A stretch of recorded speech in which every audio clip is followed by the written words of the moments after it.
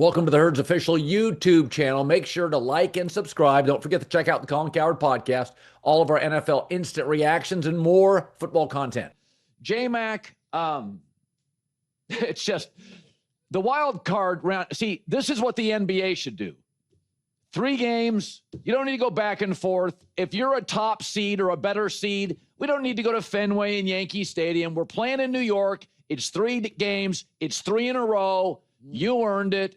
I don't know who I like. Two young pitchers going in game 3 tonight. But the bottom line is massive urgency. NBA first round, 7 games. I don't have to watch. You have to watch these games.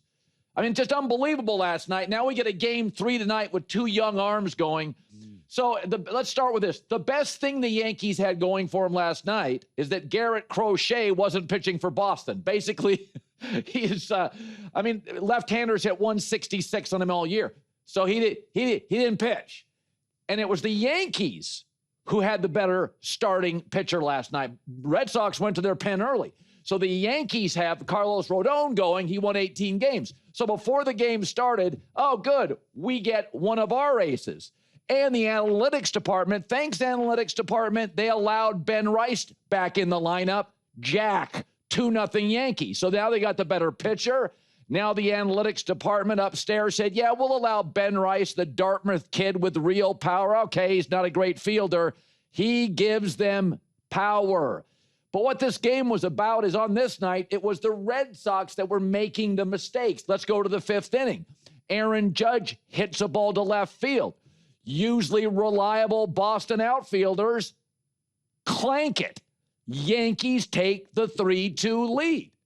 So in game 1, it was the Yankees making the little mistakes. Last night, it was the Red Sox that were. Then we go to the top of the 7th. The Red Sox had another opportunity. 2 runners on, nobody out. And they get a lousy at bat. They pop out a bunt. So prime example. And then they have, they load the bases up and then they fly out. So they just got bad at bats. And Fernando Cruz is able to get out of the inning. And Cruz was fired up. But again, a high leverage moment. And the Yankees are the ones that deliver. Now we go to the bottom of the 8th. Jazz Chisholm, who should play every game. Give me a break. Athletics, defense, base running. He got a walk, was off and running on the 3-2, circles the bases, bang, bang, beats the throw. Austin Wells delivers. So again, high leverage moments. The analytics department, you guys love to crush Cora and crush Aaron Boone. The guys upstairs are setting the lineup. Oh, Ben Rice is allowed to play. Bang, Jack, 2-0. Jazz Chisholm needs to be on the field. Athlete, defense, base running. I don't care what analytics says. Get him out there. All right, then we go to the 9th inning. The Yankees closers wrap it up. So again, we just love in baseball to crush the managers. Game 1, Garrett Crochet, give me a break. He's a horse. I mean, you're already in a huge deficit, and the analytics department's like, no, Jazz isn't going to play, and Ben's not going to play. Well, were those guys pretty valuable last night? It's almost like Ben and Jazz were like super valuable. So, you know, a lot of this stuff, I mean, Jazz is like addicted to baseball. I mean, he's like lives, breathes, eats, sleep, goes home. He's playing baseball, you know, on PlayStation. Some guys you need to have in the lineup, like athletes. They can help you defense. They can help you around the bases. They just bring juice. So this was just, to me, this was just a game that all these high leverage moments, the Yankees start the game with a better starting pitcher. And they, in these crucial moments, got the hit, got the defensive play, moved the base runner over, and it was the Red Sox, not the Yankees in game 2, that made the little errors that get magnified in these massive games. Here's Aaron Boone after. I thought our defense tonight was, you know, really, really good. Turned a couple big time double plays, did some good things on the bases, a homer by Benny to get us rolling, and then, you know, the bullpen closing it down after Roto gave us enough there, even though he struggled a little bit there in the 7th to get us, you know, through 6, set us up, and able to hang on. But what a game. So Jazz Chisholm reportedly will play tonight, should. I mean, again, you're watching the Yankees play. You're watching his defense, his base running, his intensity. He's just juiced. He's got to play. Will Ben? We'll see. But he's a big stick. It's a short porch in right field. He's been on a heater hitting in September. I'd play him too. Yeah, I know lefty, righty, lefty analytics, but they're just players in big moments you want out there. It's a short porch in right field. Have a guy who hits line drives deep in the lineup, regardless lefty, righty, and he's hitting well. So, I mean, to me, I'm not anti-analytics guy. But, I mean, Yankee Field, if you got a power hitter from the left side of the plate and he's hitting well over the last 3 or 4 weeks, just play him. Just play him. Baseball postseason's always been about stars in big moments delivering. And I don't think there is a favorite tonight. You got young pitchers. Who knows? Okay, let's talk Dodgers. For as much money as they spent, it's a terrifying experience to watch the Dodgers in the 7th and 8th innings before they get to their closer. So they had 13 hits and 8 runs. It's one of the all-time great lineups. Mookie Betts last night's insane. Mookie Betts gets 4 hits, 3 RBIs. Remember, early in the year, he had a stomach virus. He had a terrible, career terrible slump. Well, he's on a heater now. And listen, the Dodgers just have too much talent. They just overpower Cincinnati. The Reds are a young team. They're good, but they've got holes that the Dodgers don't. But we said yesterday, the Dodgers stars have to deliver at the plate, and they also have to get excellent starting pitching. Okay, and last night they scored 8 runs without a home run. So it's interesting with the Dodgers, they can grind out at bats too. It's not just home runs. They can grind out at bats. They also got Yoshinobu Yamamoto, their best pitcher, came in. He was dealing after kind of a rocky start. But then you went to the bullpen. Yikes. Then you went to the bullpen, and it's a nightmare. They threw 41 pitches in the 8th inning, the Dodger bullpen. In fact, in the 6th, 7th, and 8th innings, the Dodgers bullpen threw 84 pitches. Watching a Dodger game, if you're a Dodger fan, is literally like watching a horror movie with a great cast. You just wait to the last 10 minutes and see if your favorites survive. So this is one of the all-time great lineups with a double to triple-A bullpen. Now, the glimmer of hope is Roki Sasaki, they brought over from Japan. He's a 23-year-old. He throws absolute gas. They've moved him to the bullpen. They're going to need him to be great against the Phillies because that Philly lineup, it's a lot scarier than the Cincinnati Reds lineup. And so the glimmer of hope for the Dodgers is, okay, can the starters go 7 2/3? And then can we go to our closer? Because if you've got to use those 7th and 8th inning guys, it is a problem. They're struggling with the Reds. You're not going to Philadelphia and holding those leads. So there's a way to win. You hold your breath. They didn't hit a bunch of home runs last night. They grind out at bats. They move the runners over. It's singles, doubles, driving in people. But the primary concern against small market Cincinnati was once again on display. And here's Dave Roberts in the locker room. There's a lot of work to be done. My only ask is that every single guy be ready when called upon. Keep your minds right. We're going to need every single one of you guys. Stay in it, stay focused, keep playing for each other. Let's go. It's all hands on deck against the Phillies. I think my gut feeling is I would take the Phillies. I think, O-lines that are bad can't win Super Bowls. Patrick Mahomes been blown out twice in Super Bowls. A bad O-line, you can't win it all. This bullpen, problematic all year long. I will say this, it keeps every Dodger game interesting. Like every Dodger game is interesting. And Yankees, Red Sox tonight, who knows? 2 young pitchers. I mean, who delivers? But I do think it's interesting, managing the Yankees. I've known Aaron Boone for a while. Managing the Yankees it's just different. Games in New York are different. It's like games at Georgia, Alabama just feels different. There's just certain parts of the country where stuff matters more. These Yankee games in Yankee Stadium, I know it's not maybe as good as the old Yankee Stadium. It's a lot nicer stadium, but who knows? You don't tonight. All hands on deck. With the Yankees, seriously, if the game was 4-4 and you go to the 9th inning, would the Red Sox bring in Garrett Crochet for 2 batters? I think you'd have to. I mean, wild card round, got 3 games. You're on the road for all of them.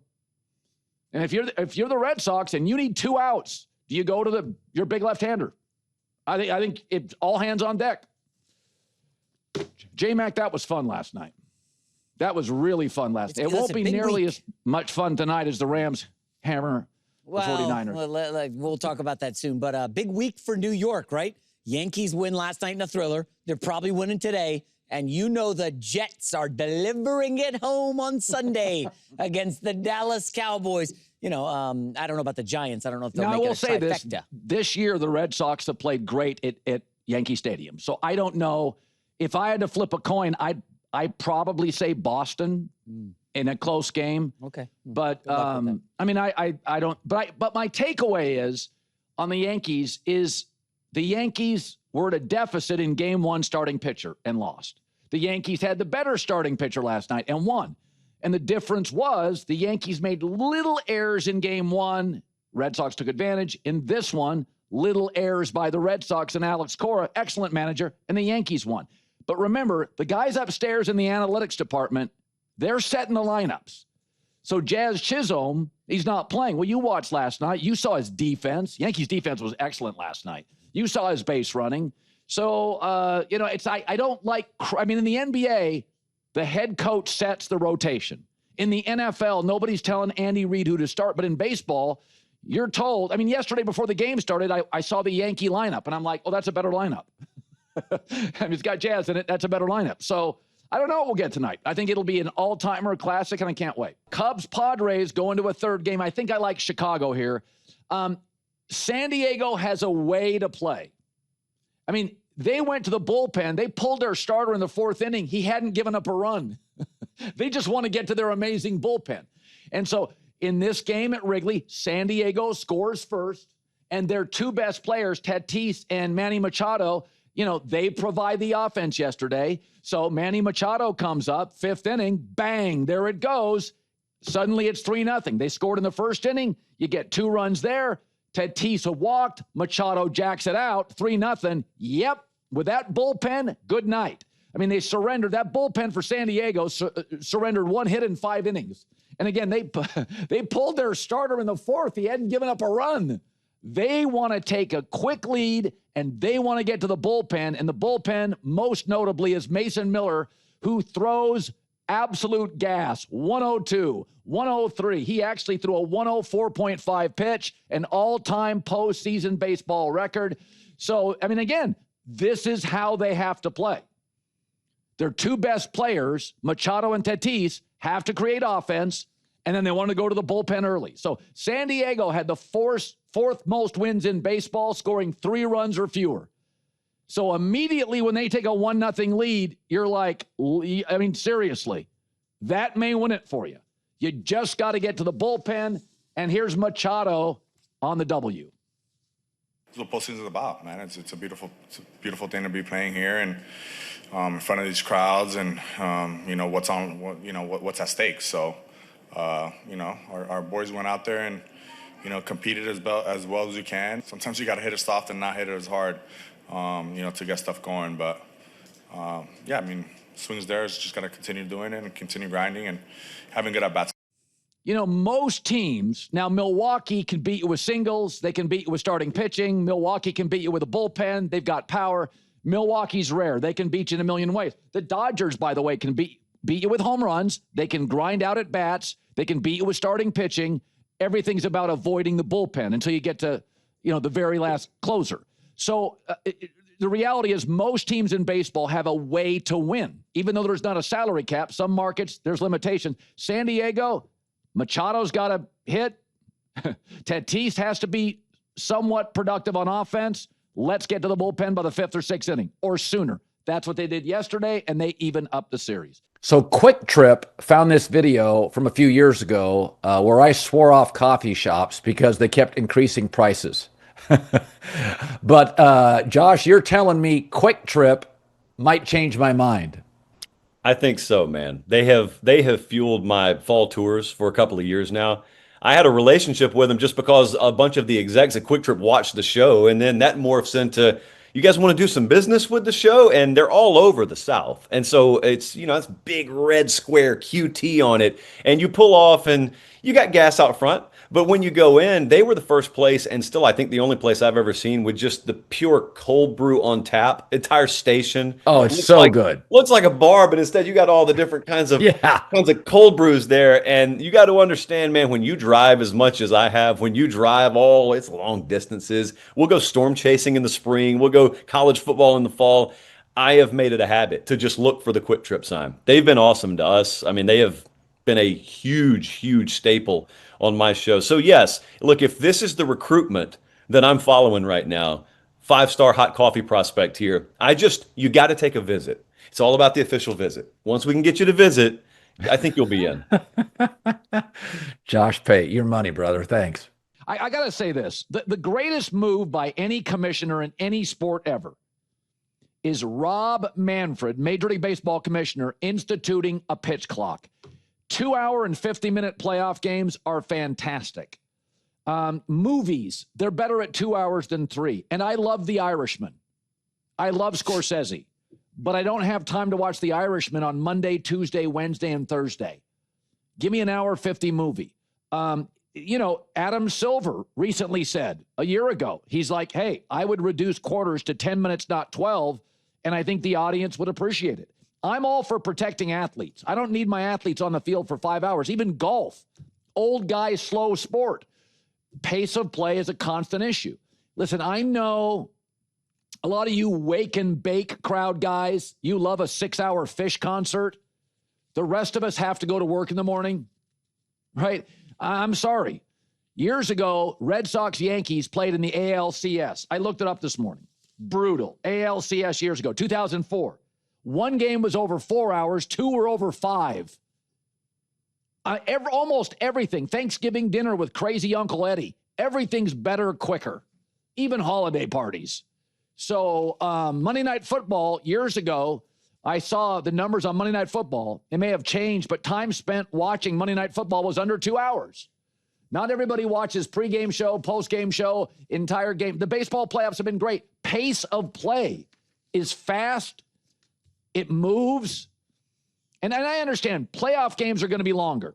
Baseball games now last about 2 hours and 35 minutes. A playoff game is going to be 2 hours and 50 minutes or 2 hours, 55 minutes. I get it. Every out matters. You go to the bullpen more, whatever. But it's been just absolutely fantastic. God, if the Dodgers had a good bullpen, their games would be over in an hour and a half. Well, somebody that's covered the Yankees, written a book about Derek Jeter, New York Post, Daily News, USA Today, ESPN. Now he's at The Athletic. My buddy Ian O'Connor is joining us. New book as well on Dan Hurley. But it's interesting. I've known Aaron for a long time. He's very even keel. He'll never throw players under the bus. He's very, I would say, Yankee fans will say he's pro player to a fault. But I think he takes a lot of heat that nobody knows about. And I think, as I said in my rant, analytics sets the lineup. So there are things that are taken out of his control. Give me an Aaron Boone story that you know where he's taken one for the team.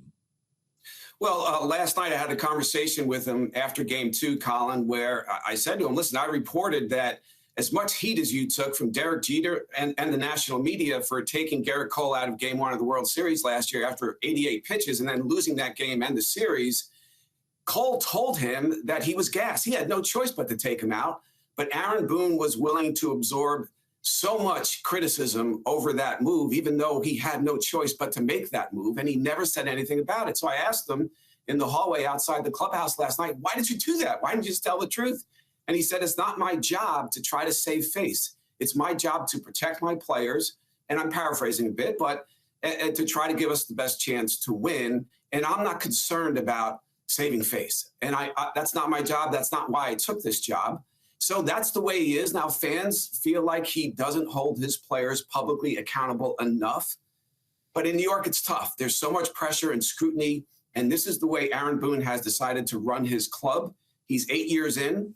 It's time for the Yankees to win a World Series again. They made it last year and lost and got embarrassed to some degree. And we'll see if they can pull it off this year. I'm not anti-analytics at all.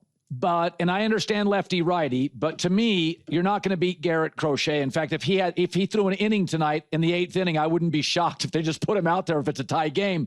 But you're not going to beat him. He reminds me, we've had these great pitchers, left or right-handers, like Justin Verlander. I can remember Jack Morris 30 years ago. Like, you just knew if they went into a big game, lights out. I look at the Yankees and I say, listen, a lot of New York teams, Ian, the Knicks just fired a coach after their best year in 20 years. The Jets, the Giants, Brooklyn, they're always moving parts. You could criticize the Yankees and say, God, they've had 3 managers in 30 years, Cashman, Randy Levine, it's the same guys, but they're almost never bad. What do you make about the argument they're too patient, they need to stir things up? And my take is, well, when you're always making the playoffs, what moves should you make? No, it's a great point. And I think Brian Cashman, and he said this, he likes his managers at least on a 10-year cycle. It shows continuity and a commitment to a program. And I think generally it works. Now, again, it's been since 2009 since they've won it all. And that is a biblical drought in New York terms, in Yankee terms anyway. So it's time. I mean, there's not a great team in the tournament this year. It's wide open. I think the Yankees have as much talent as anyone. And this is go time for them. And for Aaron Judge, already in his 30s. You don't want him to end up like Patrick Ewing with the Knicks, where he becomes almost like a tragic figure in the history of the franchise, as great as he is. He's one of the 4 or 5 greatest Yankees of all time, without question. And he needs to win a ring. He needs to play better in October. He's so far in this series looked good at the plate. Yeah. He hasn't hit a ball over the wall yet. But this is a great opportunity for the Yankees after seeing the Dodgers firsthand look at what it takes to win a World Series, right? And again, they were embarrassed to some degree. And I think they should have taken that experience and applied it this year. They lost Soto, but have added other pieces. Fried is a huge piece. And learning from that experience, applying it, and winning the World Series. It's right there in front of them. And if they don't win tonight, it's an unmitigated disaster, in my opinion. They are a better team. I think if the Red Sox, Colin, had Roman Anthony in the series, I think they'd win it. But they don't. And I look at that lineup head to toe. I see one non-weapon after another. I don't even know how they score runs, the Red Sox. I think Alex Cora, it just tells you how good Alex Cora is at his job. That they've won a lot of games in that building this year. They are very capable of winning this game tonight. I think, hey, the Yankees have to fear that possibility, because if that happens, it's going to be a very difficult couple of weeks in the Bronx. You know, it's interesting. I want to go back to game 1 when they pulled Max Fried. And my take was he had labored for a couple of innings. He had a 24-pitch inning, a 20-pitch inning, but he was pitching well, and Luke Weaver has been spotty all year. I understand the criticism. Like, I get it, but I also, and it's interesting on this because your bullpen in New York, it's not the Padres. Okay, it's not the Padres bullpen. It's not the Brewers. It's maybe not the Mariners, but it's not the Dodgers either. If they lose this series, people are going to go point at that pulling Max Fried moment. They're going to go, hey, that was the moment. How did you land on that? I thought it was a mistake. And listen, would Joe Torre have made that move after 102 pitches? Absolutely not. And he won 4 World Series and wasn't really an analytics guy. So that was a mistake. And I felt that in the press box at the time. And unlike Garrett Cole, who told Boone in the World Series he was gassed, Max Fried did not say that. He said the opposite. He said he still had something left and he was ready to empty the tank. And Boone did not give him that opportunity. And if they lose this series, that's the moment. And it was a mistake. And you talk about analytics, Colin, and the Yankees obviously are very, very big into those analytics. But I do think their system gives the manager a little freedom to make a decision there. And if he wanted to stay with Fried, he could have. If it doesn't work out and the numbers said he should have done something else, he just has to be willing to defend his position. So when you go off platform, off script, and it doesn't work, you just have to be able to talk your way through that problem with the people upstairs. Yeah, I'll make the argument that when Garrett Cole was out for the season, you can argue they were not a World Series team. If you go back to last year's World Series, the 2 times the Yankees looked like the Dodgers equal when Garrett Cole pitched. When he didn't, it was so clear the more athletic roster, the steadier roster, Yankees roster felt uneven, not as good in the field. I would argue if they got to the ALCS this year and could take it 6 or 7 without Garrett Cole, Isn't that, I mean, it's not the Dodgers batting order. It's not the Padres bullpen. If you look at what the Steinbrenners spend, this is a potential ALCS team, but it doesn't feel like a dominant team. It has not felt like that this year, has it? No, but there isn't a dominant team out there in this postseason, Colin. And listen, they don't have Soto either from last year beyond Cole.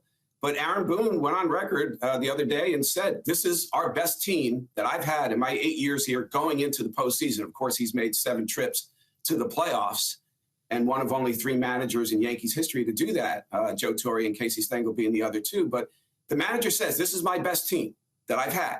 And it is a wide open field. Everybody agrees with that. And you went to the World Series last year with an inferior team by his own account, then you should win it all. I don't see an opponent out there that they should lose to. I really don't.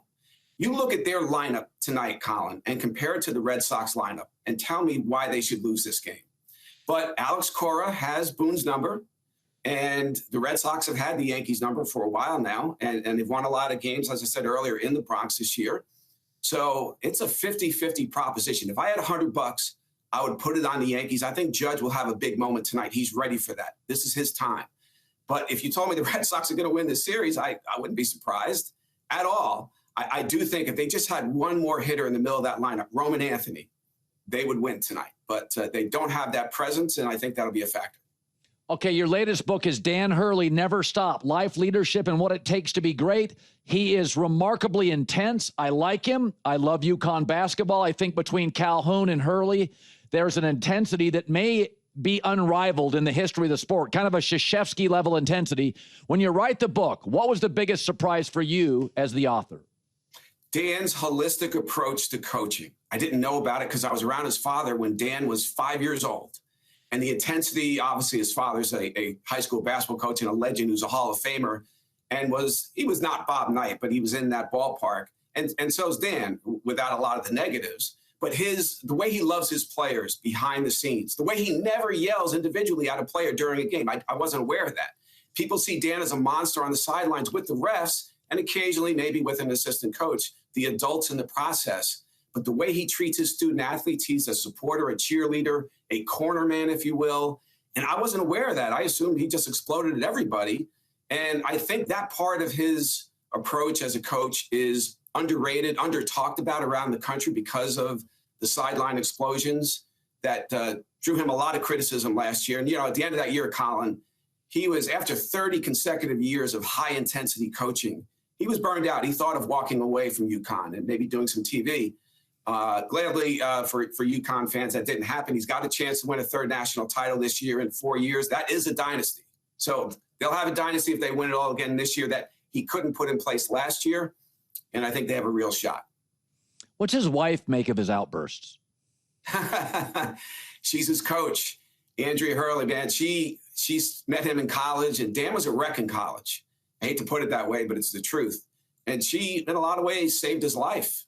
And meeting her and meeting a nun at Seton Hall, Sister Catherine Waters, and George Blaney, the coach. And Dan was a mess in college. He had some serious mental health issues that he had to get through. And he did. And I think meeting Andrea Hurley was probably the best thing in his life, and it still is today. Ian O'Connor, another New York Times bestseller. Cannot wait for tonight. Ian, as always, it's good connecting with you, and keep crushing it. You're the best, Colin. Thank you. Ian O'Connor. So tonight you got yourselves a ball game. Got yourself a ball game tonight.